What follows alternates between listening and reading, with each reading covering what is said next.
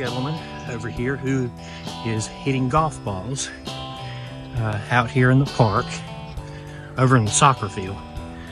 And I observed him hit one ball from up on the hill outside the fence.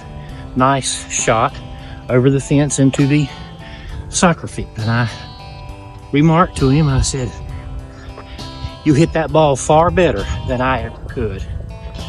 And he said, "Well," he said, "I might have hit it good, but it didn't go where I wanted it to." And that's quite often the case with life. We can hit the ball really good, but it just doesn't always go where we want it.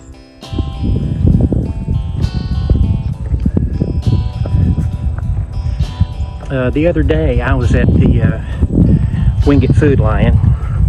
I was coming out of the store with some groceries, and as I walked by to my car, I noticed a shiny nickel lying in the parking lot. And I put the groceries in my car, and then I went back and looked around, found the nickel, picked it up, put it in my pocket. I didn't think anything of it. And I remember when I lived in Dallas, Texas, my dad and I were riding in our, I think it was a 1950 black Plymouth, and we saw about $3 or $4 lying, I think off on the street curb somewhere. Daddy pulled over and we picked it up. It was only $3 or $4. But it got me to wondering, how much money would I have to find to actually turn it in somewhere, hoping that the person who lost it will come and try to claim it? $10, $20? More than that? I don't know. I think to most of us, $10 or $20 probably isn't a great deal, but to some people it's a lot. And I'm wondering, how much money would I have to find before I turned it in and not put it in my pocket and take it home? Something to think about.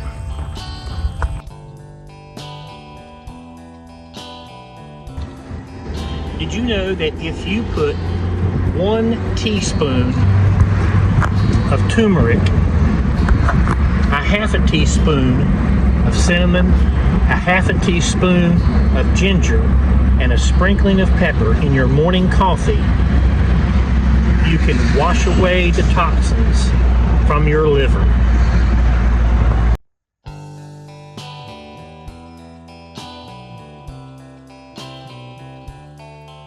In reference to something that I said earlier on this video about the story about my finding a nickel in the Food Lion parking lot, I found another nickel today at the license plate agency, and I picked it up and put it in my pocket. And I just got to thinking, if I found a nickel every day for a year, I'd have $18.25, if my math is correct.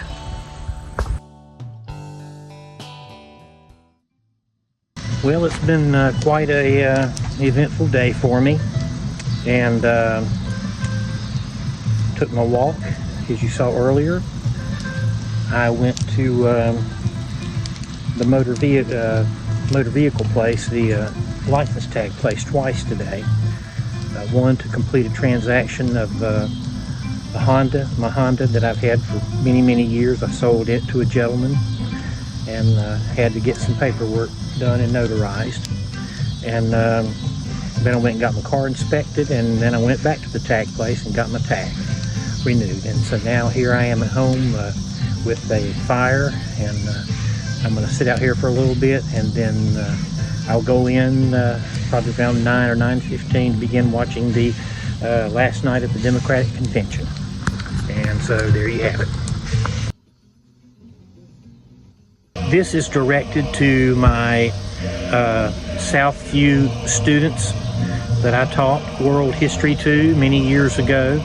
I would like to correct something that I taught you that I am in error about.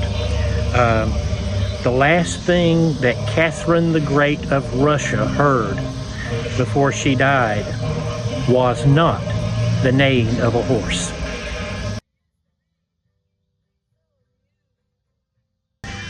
This is a true story. When I was a probation officer working at what is now the government center, I got on the elevator, as I did every day, to go to work, and there was a lady on there with me. I think she worked on the 7th floor.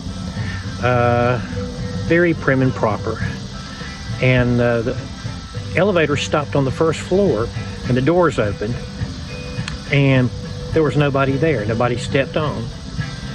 And then after a few seconds, the doors shut, and we continued on our way up. And I just jokingly remarked to her, I said, well, it must have been Harvey the Invisible Rabbit. And she turned and looked at me like I was some kind of imbecile,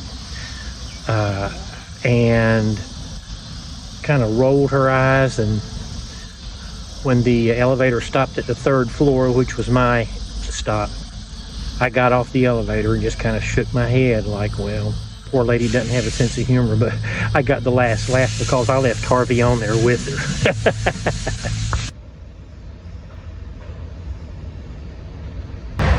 Okay, here's another true story.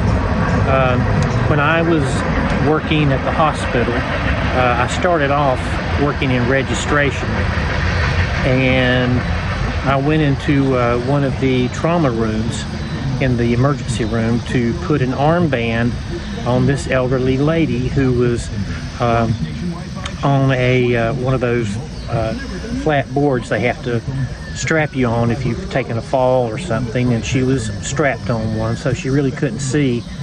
And I kind of walked up to her and walked over her, and I said, ma'am, I said, I'm David, I'm with registration, I'm gonna put this armband on you. And she, just for a second, she took in what I said, and she said, you're gonna do what? I said, I'm gonna put this armband on you. She said, oh, thank God. I thought you said you were gonna cut my arm off. I wanted to say, hey, we don't play in registration, yeah. I got to thinking while I was sitting here looking up at the sky. About 20 years ago, I took real estate classes, got my real estate license.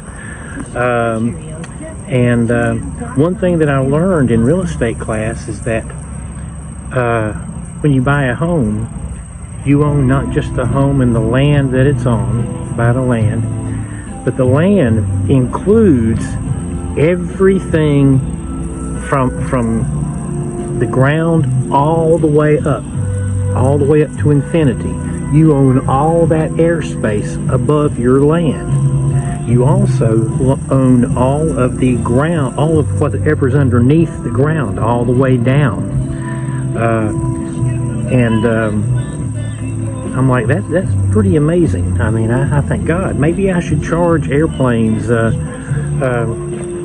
fee for crossing over my, into my airspace. And as far as what's underneath me, I'm not sure I want to know. But I wonder, how far down does that go that I own? Does it go all the way down to the core of the planet? And then beyond the core, do I own beyond that? Or do the people who live directly on the other side of the planet from where I am, right here, and I imagine that's somewhere in Asia, I don't know, I've never really looked to see, I'll have to look at a globe and see just what comes out on the other side.